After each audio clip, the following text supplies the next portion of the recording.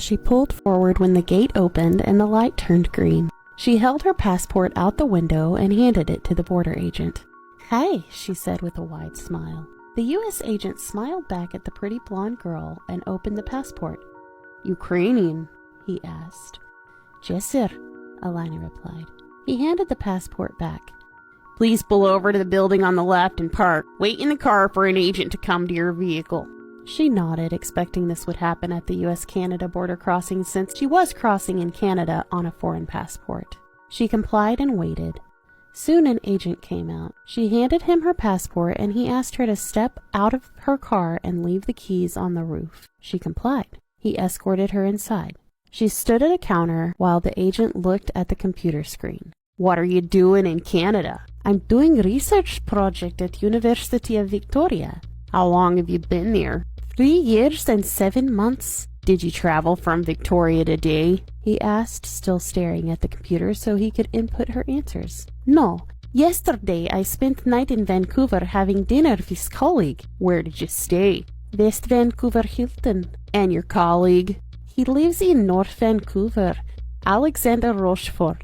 He eyed her curiously. "He's French," she explained to the agent, who seemed to want to follow up on that. "You have a B1 visa. You're not just a tourist." "I will be working at University of Washington," she replied, and removed folder papers from her notebook. "My employer completed this for application." She handed them to the agent. He looked at them briefly, comparing them to what he was viewing on the screen, and set them back down in front of Alina. "Where will you be staying?" he asked, resuming his gaze at his computer screen. She read him the address in her notebook. "It's owned by professor I will be doing short project with. I provided information with application." "Of course," he nodded. "How long?" "As stated in application, 1 year." She then eyed a red MAGA hat on the counter beside him. "Visa is for 10 years. She was annoyed at verifying information previously vetted by the consulate. Her brother was Ukrainian military. Was this somehow an issue? Taking in the vibe of the place, it looked like a cheap place to live. Old cars were all over the lot. The buildings were not well maintained. Why did Yakov live here, she thought. He was making good money, she had been told. She knocked on the second-floor apartment from the open-air walkway, but nobody answered. She looked around for windows, but there were not any accessible. She thought, it must be dark in these apartments with so few windows. She went back down to the parking lot. As she headed to her car, a man approached from the side. "Hi there." She turned. "Hi?" She eyed him warily as he approached. He was slightly taller than her, dark eyes and a cropped head of short dark hair with a goatee. He wore a t-shirt and an untucked, open, and loose-fitting plaid long-sleeved shirt with old jeans. "Need some help? Haven't seen you around here before." "Just looking for someone." He noticed the accent, and it appeared to spark an interest in him. "I'm pretty familiar with the neighbors. Maybe I can help," he said, smiling. She noticed his eyes scan her body. She folded her arms together. "Yakov Okhtanash and his wife Victoria? Know them?" His eyes briefly twitched, looking over to the apartment building and quickly back to her. "No," he said with a shake of his head. "Don't know that name." He's lying, she thought to herself, noticing the eyes shift to the apartment and back. "Are you Ukrainian?" Odd for him to ask her that, Alina thought. Typically people ask if she is Russian. More evidence he may know Yakov. She ignored the question. "Do you live here?" she asked, waving her hand at the apartments. "No, but I know several of the folks here. I can inquire with them." He stepped closer to her, his eyes softened. "You're not from around here, I'm guessing. I've got a little time. Let me see if I can help."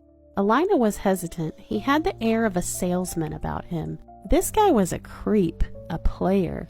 "Maybe if you have a photo, I can recognize him or her and go from there. I know the neighbors. I can check with them." He hesitated. "My phone's in the truck. I'll make a couple calls for you." And he pointed over to a Suburban that had been lowered and the windows were tinted. She felt strongly he knew something about Yakov. She eyed him carefully. "How does he know who his neighbors are?" She wondered what she would need to do to get information out of him. She decided to play it up. He didn't frighten her. She had dealt with worse. "Let me get my bag from car. I have picture. I'll meet you by truck." He smiled, watched her turn and walk over to her car, eyeing her lustfully. He then went to his truck, climbed in, and pushed open the passenger door. Alina reached into her car for her purse. She opened it and pulled out a can of pepper spray, which she set on top. She then went over to the truck. "My name's Matt," he said, extending his hand when she arrived and stood at the passenger door looking in. She ignored it. "So, what is it you do around here?" she asked, deflecting the conversation. "I do some business with a few folks around here." He patted the passenger seat. "Climb in, we'll make a couple calls, see what we can find out." "Business, huh?" she replied as she climbed up and slid into the seat. She left the door open and placed the bag on her lap. Her fingers slipped inside. Matt's right hand slipped back toward his waist. His left arm was on top of the steering wheel, but she kept her eye on the right hand. He smiled. It was menacing as much as he tried to appear friendly. He picked the phone up off the console and unlocked it with his finger, looked at text briefly, then placed it in his left hand. His right went back down toward his waist again. "Come on, show me the picture. Let's see if we can find him." Alina felt he was waiting for her to look away. She gripped the pepper spray, then looked down. His right hand then quickly moved toward his waist. Alina pulled her right hand from her bag toward him. Pepper spray hit his face and he reeled back. She whipped her left hand swiftly across the cab and the side of her hand slammed into his neck in a karate chop. He gagged and choked. She dropped the spray can with her right hand and reached into his waist. She ripped the semi-auto pistol from his waistband, flipped it in the air, grabbed the barrel, and crashed the hand grip into the side of his face. She hit him one more time, then pushed him against the door unconscious. Alina picked up his phone that he dropped. It was still unlocked. She scanned the messages briefly. She pulled out her phone and began taking pictures of the messages, phone contacts, and any other messaging apps. After a bit, he started to moan and move. She grabbed the back of his head with her left hand and drove his face into the steering wheel. After 2 more of those, she pushed his head back against the door. She finished taking pictures, then added her finger as a secondary security login and entered a secondary password as well. She set the phone down and looked around the truck. She found a box of 9mm bullets and took them with her. Back in her car, she pulled disinfectant wipes out from her console and wiped her hands. She drove away. That night, after more research and searching, Alina sat back and noticed the light outside fade as the sun was setting. She was alerted to a text. "Join us out on the back porch for a fire." She smiled, then got up, poured a glass of wine, and went outside to join Peter and Maggie. "This is nice," Alina said as she approached the two. Peter stood and offered her a chair. "How are you tonight?" Maggie asked. "I'm okay. Trying Davis, my cousin." "You found him," Peter said. "Yes, but in jail, so not reunion I had looked forward to." "I'm sorry," Peter replied. "I hope it's not too serious." She looked at him and half smiled. "We'll see. His wife is staying with friends somewhere. Everett, is that right?" "That's about 30 miles north of here," Peter said. "Anything we can do, just let us know." "You are too kind. How was the day for you two?" she said, changing the subject. Peter took the afternoon off, and we drove out to a town called Carnation and had lunch and walked the town. It was a beautiful day for a drive, Maggie said. After 30 minutes of telling Alina about their day trip, stores they browsed, and a bit of history of Carnation, then there was a few minutes of quiet as Alina stared at the fire. "We thought you might enjoy the fire after hearing about your father." Alina smiled. "Yes, thank you. It brings back memories." "More wine?" Peter asked, picking up a bottle from alongside his chair. She held her glass out for him. "We'd love to hear a story," Maggie said. Alina looked at Maggie for a moment, and a smile spread across her face as she recollected. "One night, well, I guess it was a particularly bad day for my father. I went out to sit with him. I was 17, I think. He still had suit on, tie loosened, and glass of vodka in his hand. I sat quietly. I knew not to ask him how his day was. He started talking to me without looking at me. He just stared at fire. "Alina," he started, "there are bad people in world." Then he went silent for a minute. He sat up, set down drink, and pulled notepad and pen from pocket. She smiled as she recollected the next memory. He always had small notebook with him. Alina took a breath to calm herself and sipped her wine. He drew 2 lines with 3 columns. He wrote good on left and bad on right, ripped out page and handed to me. "There are good people and bad people," he told me. "Then there is middle. You don't want to be in middle." Then he looked at me with grin. "I don't want you to be in bad column either." He looked back at fire. "You see, middle is for undecided, weak, manipulated. Bad people are selfish and heartless. They have money, cravings, power, sex, whatever, and they do not care who they hurt to get it." He looked at me and held up a finger. "They are not smart," he told me, and looked back at fire. "They are cunning and devious, and they have no soul. They are insecure, so they prey on weak and vulnerable, or use violence because they are not smart enough to achieve their cravings by civil or legal ways. Now those in middle, they do have desires of wealth and power, but they have empathy, so they don't go totally bad because they don't want to be bad. They want to be viewed as good. But they aren't smart enough to get what they want, so they play both sides, good and bad, so they may steal or be manipulated, but they really don't want to hurt people. They are not heartless, just weak. Do you understand that?" He then asked me. I just sat there and nodded. Maggie and Peter sat looking at Alina, mesmerized by the story. They were now shrouded in darkness except for the light of the fire.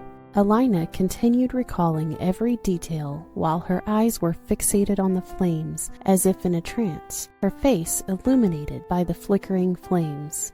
"You, my child, need to stay in good column, and you do that by having conviction," he told me sternly and voice raised. He then picked up his vodka and took large swallow. "You need to be strong and decisive. You need to have confidence, and that confidence will give you that conviction.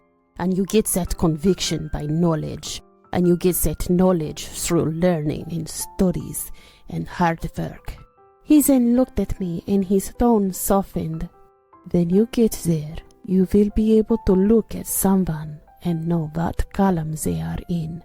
He put his hand over his heart. "You will be able to feel it here, and it's because you trust your judgment when you look into their eyes and hear them speak."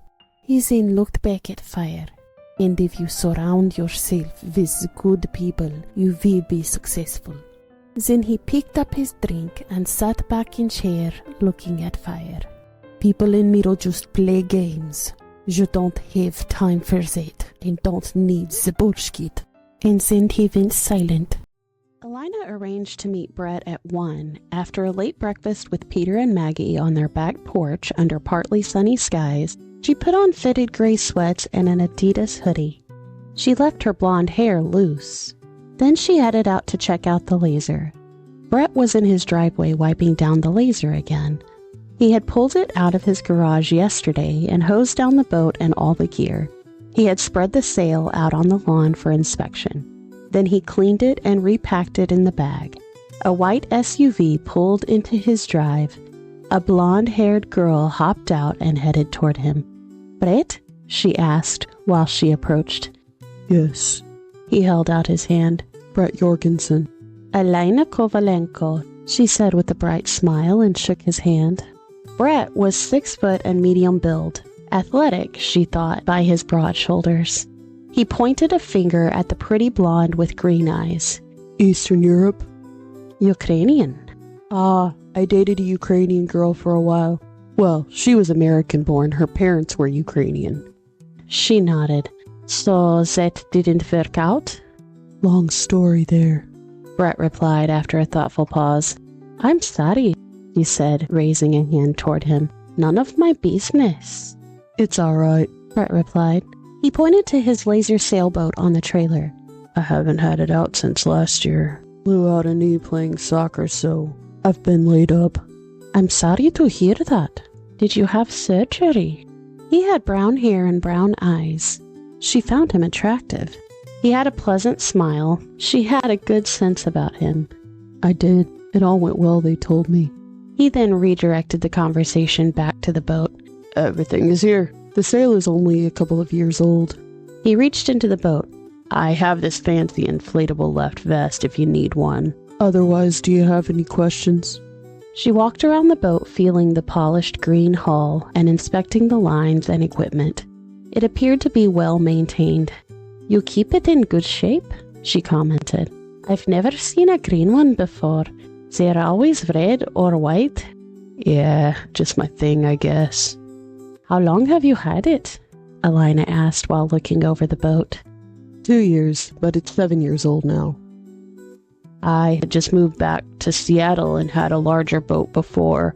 I missed sailing and came across this.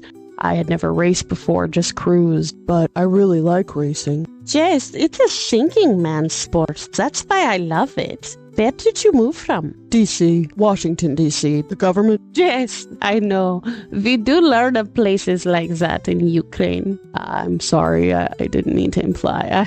I don't take things personally. How much for the weekend? Brett shrugged his shoulders. I don't know. What do you think? I've never really thought about it. Have you rented before? 200, she offered directly. Brett shrugged his shoulders, surprised at the direct offer. Brett extended his hand and she shook it. Don't beat around the bush, do you? Make a decision and go visit. How long have you been in Seattle? Just a few days, she said with a slight shake of her head. Down here for a project for maybe 6 months, perhaps longer. From Ukraine? Initially, yes, but Victoria the past few years. Oh, great place. Love it there. Brett told her with an expression of good memories.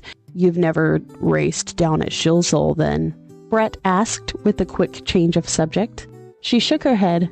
No. Well, I can tell you, watch the currents. If the tide's going out, stay in by shore, going against it, and... I am oceanographer by profession, she said, interrupting him. Oh, so, you get all that. I already downloaded chart, current tables, and tide tables. I'll study them this week.